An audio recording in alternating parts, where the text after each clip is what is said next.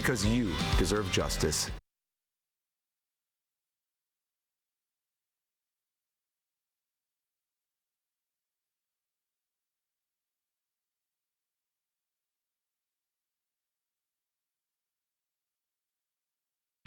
Mitch, I have a question. When you're struggling, do you want help? I'm so grateful you asked that.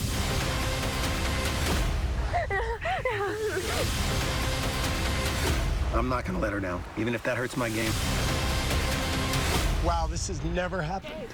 It's adrenaline, fear, anticipation. Let's play Survivor. CBS Original Survivor for your consideration. The sixth largest prize in Powerball history is now up for grabs tonight. It's $850 million. There hasn't been a grand prize winner since May 31st. That's when a ticket worth $207 million was sold at this convenience store in Arleta. The drawing tonight is at 8 o'clock. Thanks so much for watching KCAL News at 5. KCAL News at 6 starts right now. Developing tonight at 6, a search for answers after another mass shooting, this one at a Catholic school church mass that killed 2 children. And I'm assignment editor Mike Rogers at the desk. New developments in the search for a missing man connected to a mysterious religious group. We'll tell you what Redlands is saying tonight.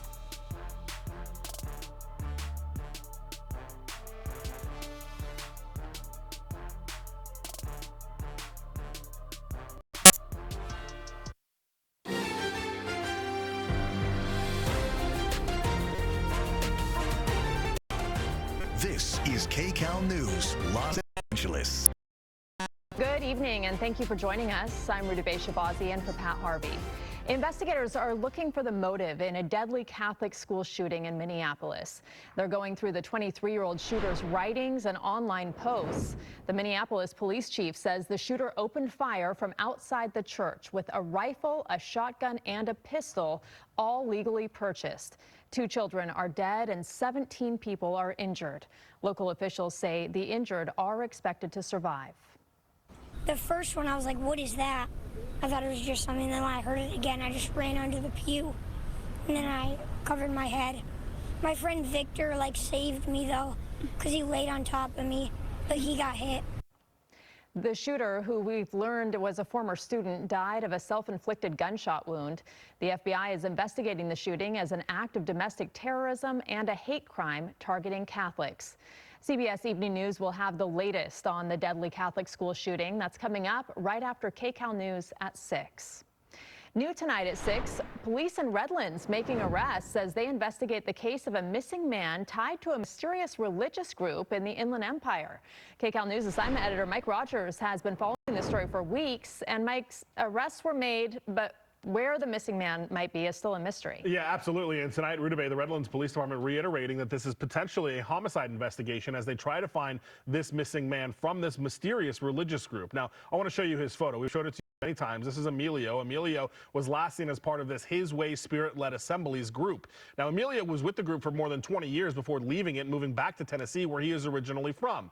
Now, the group also owned a pest control company. This is a Starbucks in Redlands where Emilio was last seen taking a meeting. His truck that he rented from Las Vegas, this one ultimately was recovered, which led them to believe that a potential homicide had occurred. They won't say exactly why, and they have no idea where Emilio's body is at this time, if that in fact is the case, that he had been killed. But through a series of search warrants, they've made 4 arrests in the case. None of them are directly related to Emilio's disappearance. Rather, they are related to weapons violations alleged by the 4 people. Now, this is the website of His Way Spirit-led Assemblies. It's relevant because 2 of the people that were taken into custody are the religious group's leaders. Now, one of them, the woman in this case, ultimately had some sort of medical episode, according to Redlands Police, and was released. They also owned this pest control company, Full Shield Incorporated, which Emilio worked for before leaving. Emilio then went apparently to start his own pest control company, something that the religious group did not like, sent him cease and desist orders as a result of that. Now, Emilio is not the only person who is missing from this religious group. There is another man missing out of the city of Claremont. Now, he was reported missing in 2019, but actually hasn't been seen since 2017. He is also apparently reportedly a part of this religious group. The last location that he was seen at was at his home, leading one of the group spiritual things that was going on at his home. Again, neither man has been seen in several years now, and tonight Redlands Police making an arrest but not necessarily related to Emilio's disappearance, just for weapons violations along the way of their search warrants, Rita Bay. Yeah, I know you've been looking into that for weeks now. A lot of developments trickling in. And we also have an update on another story that you covered yesterday, and that was the musician who was injured in the Camarillo immigration raid. So we have new information now. That guitarist now filing a civil claim against the federal government. I don't know if I will ever be able to play again, but I'm going to try. But it requires a lot of painful physical therapy and patience. That's Alec Bertrand. He says agents used less than lethal force on him during that protest in July. It was a protest against the raid in Camarillo on July 10th. His lawyer says a projectile shattered his client's left index finger, and they claim federal agents are acting like they're above the law and that they should not infringe upon a person's right to protest peacefully. This claim involves ICE, Homeland Security, and Customs and Border Protection. We have reached out to all of them for comment, and of course we will update our viewers if we hear back. Homeland Security Secretary, meantime, Kristi Noem says immigration agents have arrested 5,000 undocumented immigrants in Los Angeles since their operation started here, rather. She ended her social media post by saying, quote, "This is just the beginning." The DOJ says it's indicted 2 Inland Empire medical workers who tried to stop immigration agents during an operation. The incident was caught on camera last month. Federal officers say they were trying to arrest 2 undocumented people when one of them ran into a surgical center in Ontario. The officers say 2 workers at the center interfered with their operation. Those workers were later arrested and released, but a grand jury has now indicted them on felony charges. They face up to 8 years in prison if convicted. Well, we have a chance of rain in our next weather, thanks to Tropical Storm Juliet, and meteorologist Danny Roberti is tracking it in our next weather sphere. Danny.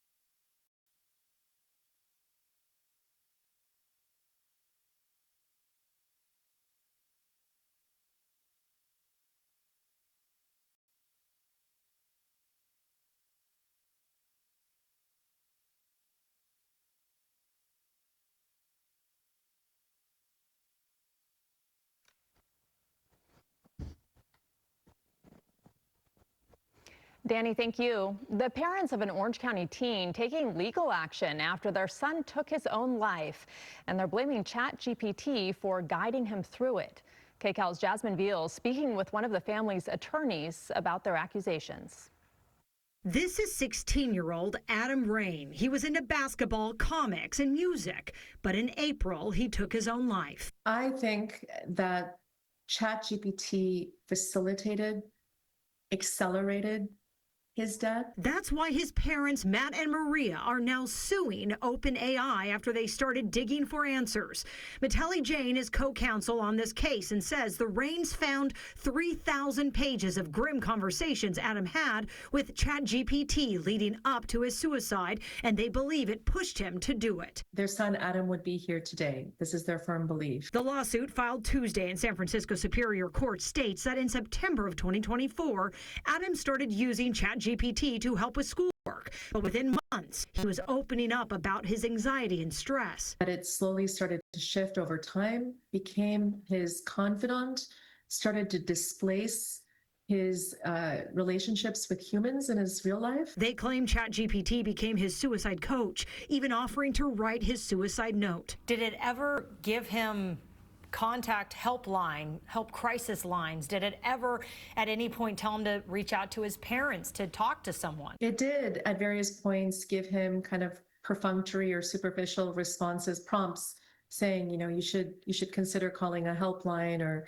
talk to somebody. But Jane says ChatGPT gave him tips on how to get around these prompts for help and encouraged him not to tell anyone about his suicidal thoughts. He told ChatGPT, you know, maybe I should leave the news out so that somebody sees it. And ChatGPT's response was, you know, I'd avoid doing that if I were you. The lawsuit accuses OpenAI CEO Samuel Altman of knowingly accelerating the public launch of ChatGPT while deliberately bypassing critical safety protocols. A statement from an OpenAI spokesperson says in part, ChatGPT includes safeguards such as directing people to crisis helplines and referring them to real-world resources. While these safeguards work best in common, short exchanges, we've learned over time that they can sometimes become less reliable in long interactions where parts of the model's safety training may degrade. It goes on to say we will continually improve on them, guided by experts. But the family's legal team says until it's proven safe, it shouldn't be used. Then they shouldn't put these products onto market. Jasmine.